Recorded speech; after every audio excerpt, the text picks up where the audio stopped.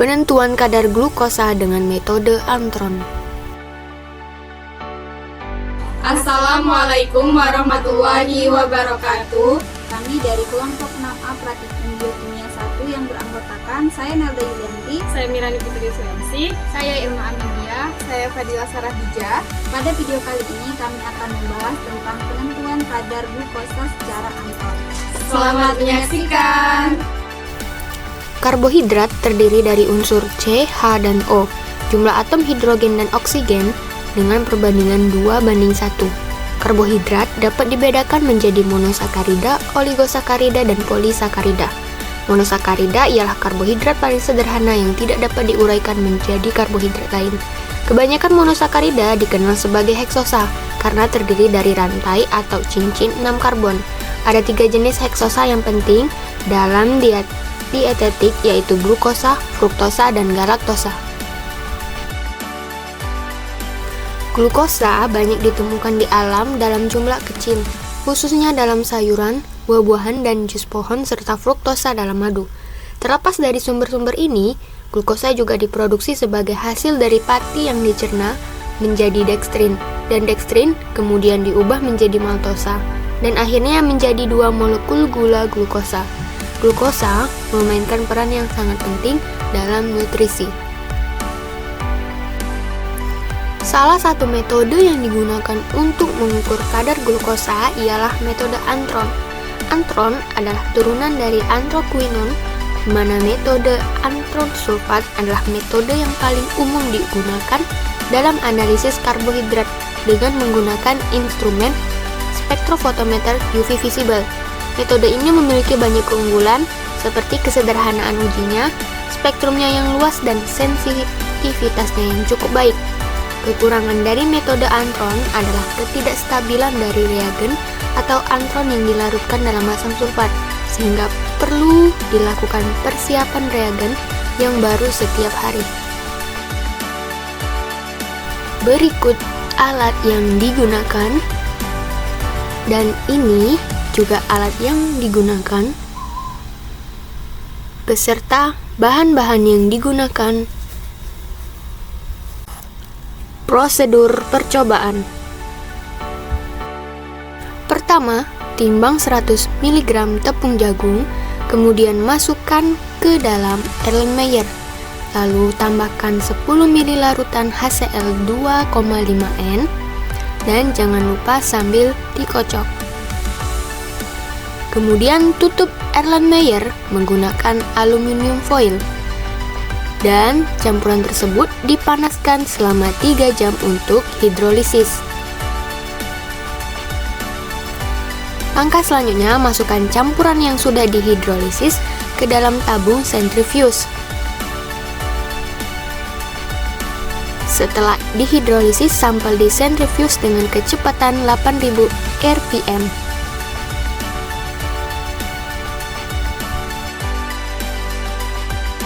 Selanjutnya, masukkan 0,2 ml larutan glukosa standar ke dalam tabung reaksi berlabel S1. Lalu masukkan 0,4 ml larutan standar glukosa ke dalam tabung reaksi berlabel S2. 0,6 ml larutan glukosa standar dimasukkan ke dalam tabung reaksi berlabel S3. Lalu 0,8 ml larutan standar glukosa ke dalam tabung reaksi berlabel S4 dan 1 ml larutan glukosa standar dimasukkan ke tabung reaksi berlabel S5. Selanjutnya, masukkan air suling 1 ml ke dalam tabung reaksi berlabel Blanco dan 0,2 ml sampel ke tabung reaksi berlabel X. Kemudian tambahkan 1 ml masing-masing air suling ke dalam tabung reaksi hingga volumenya 1 ml.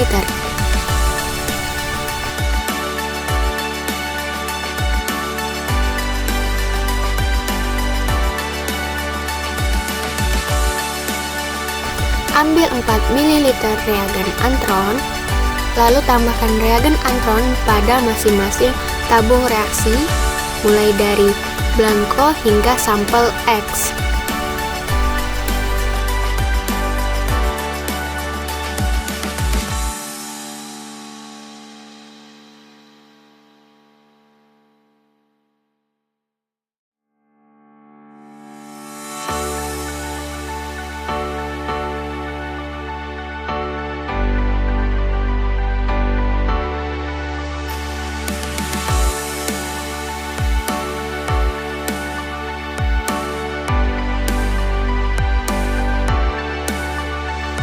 isi reagen antron, panaskan tabung reaksi selama 8 menit. Setelah pemanasan, dinginkan selama 3 menit dan ukurlah absorbansinya. Dimulai dari larutan blanko.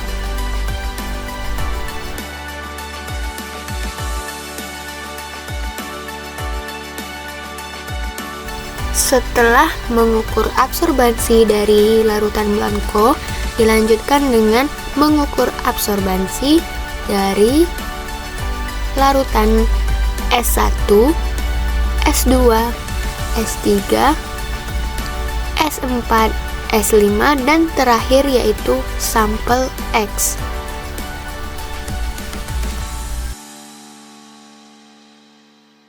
Pengukuran absorbansi dari masing-masing larutan hanya dilakukan sebanyak 1 kali saja.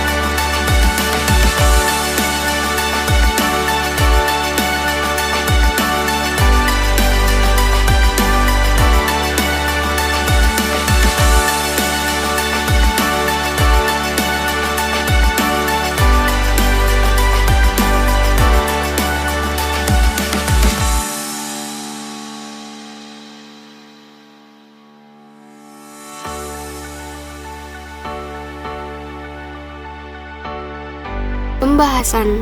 Dalam praktikum ini dilakukan pengukuran kadar glukosa dalam bahan pangan dengan metode antron.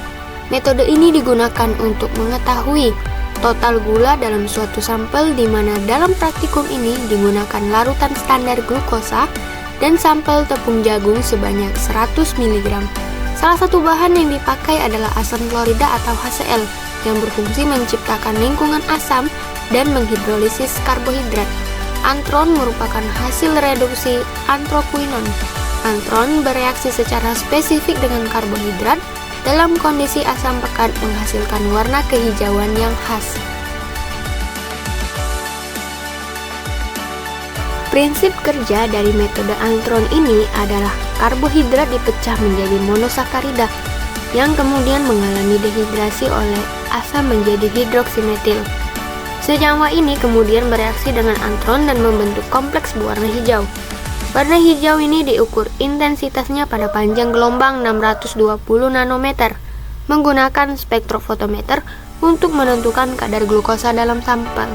Intensitas warna yang diberikan pun berbeda, tergantung pada konsentrasi dari glukosa yang ada. Pada percobaan ini, sampel karbohidrat yang diuji ialah tepung jagung, yang termasuk golongan pati atau starch.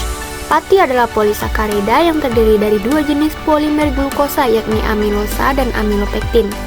Kedua komponen tersebut merupakan polimer glukosa tetapi dengan strukturnya yang berbeda.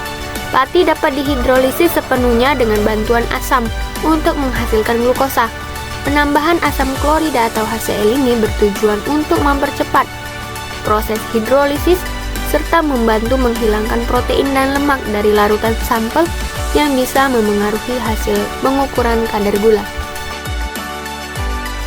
Dari hasil pengamatan terlihat bahwa larutan gula standar pada tabung S1 hingga S5 serta larutan sampel tepung pada tabung X terjadi perubahan warna larutan menjadi hijau setelah ditambahkan reagen antron dan dipanaskan. Pemanasan dilakukan dengan penangas air untuk mencegah penguapan yang berlebihan. Pada larutan S1 hingga S5 terlihat bahwa semakin banyak volume glukosa yang ditambahkan, semakin pekat pula warna hijau yang terbentuk. Selanjutnya, masing-masing sampel diukur nilai absorbansinya menggunakan spektrofotometer. Untuk larutan standar glukosa dengan volume berturut-turut 0, 0,2, 0,4, 0,6, 0,8 dan 1 ml, nilai absorbansinya adalah 0,000, 0,034, 0,067, 0,084, 0,125 dan 0,156. Sedangkan untuk sampel tepung jagung nilai absorbansinya tercatat sebesar 0,435 dan berdasarkan hasil perhitungan dapat diketahui bahwa konsentrasi glukosa dalam sampel tepung jagung adalah 0,562727 ppm. Dari hasil tersebut terlihat bahwa semakin tinggi kadar glukosa dalam larutan, maka semakin tinggi pula nilai absorbansinya. Secara kimiawi, glukosa yang terdapat dalam karbohidrat akan bereaksi dengan asam pekat membentuk hidroksimetil furfural. Senyawa ini kemudian bereaksi dengan reagen antron membentuk kompleks berwarna hijau. Berikut mekanisme reaksinya. Dan ini adalah hasil pengamatan setelah dilakukan pengukuran absorbansi. Dan ini adalah kurva standar baku glukosa.